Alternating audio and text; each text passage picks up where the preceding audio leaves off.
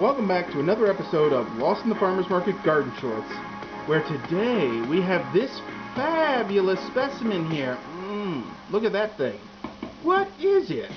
Well, its scientific name in full, and it's going to be a mouthful, is Acanthus mollis x Acanthus spinosus.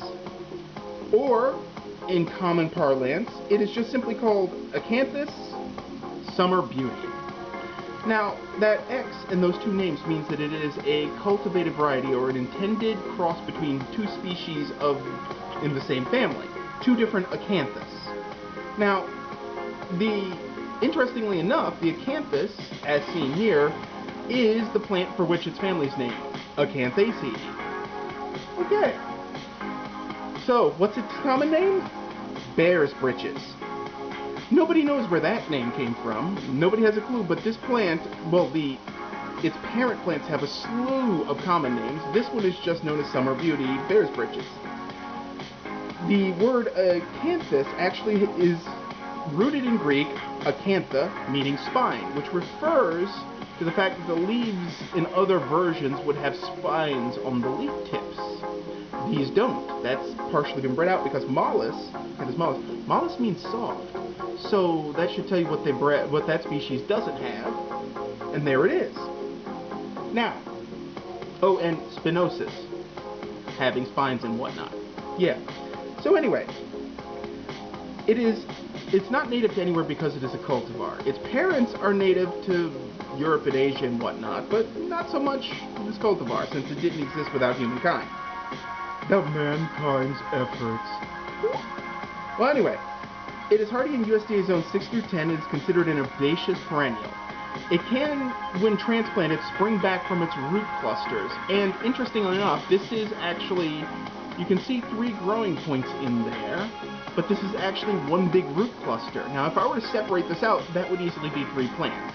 It comes back from root bits, sort of like comfrey can, which I consider really cool.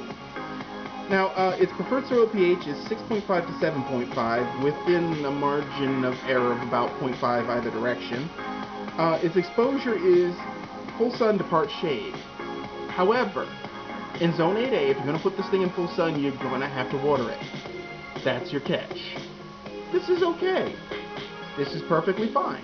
This one has been moved into a pot and rescued from an area that was too far out of the way of the hose path for me to water reliably. It is recovered 1,000%. I thought it was going to die. Its height at maturity can be 3 to 6 feet. That's including a tall, beautiful flower spike. Its width per one of these clumps, or crowns as you want to call it, can be 2 to 3 feet.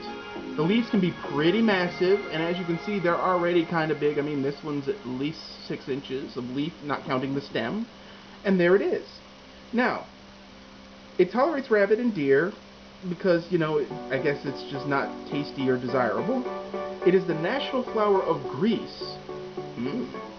And apparently, although I don't recommend you test this, go speak to a certified professional before you do, the leaves and roots are astringent and various parts of the plants have been used medicinally.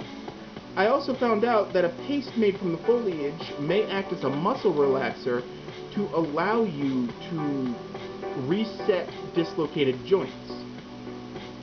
Again, kids, don't try this at home. Check and verify that you're not allergic or something like that happens. Now, that information, specifically that medical use information, doesn't refer to this particular cultivar, cultivated variety.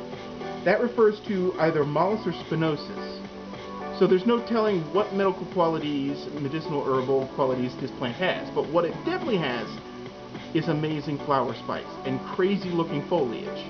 This plant, I purchased it a few years ago, and it was okay where it was, but once I put it in this pot and moved it into partial shade, gangbusters. Regular fertilizer, gangbusters. So there it is. Bear breeches is a plant you should have in your yard because of its texture. It's sort of like a hosta that can take sun, if you want to think about it. It does require regular moisture, just like a hosta. It is deciduous, just like a hosta. Its foliage is attractive, just like a hosta. And it has flowers that are worthy of note, just like a hosta. It takes about the same soil types, and it is an interesting alternative if you don't have the shade to support a hosta. So, that's all I have for you on Bear's Breeches. If you liked this episode, please hit the like button. Hit the subscribe button too if you want to help the channel out. Hit up our blog.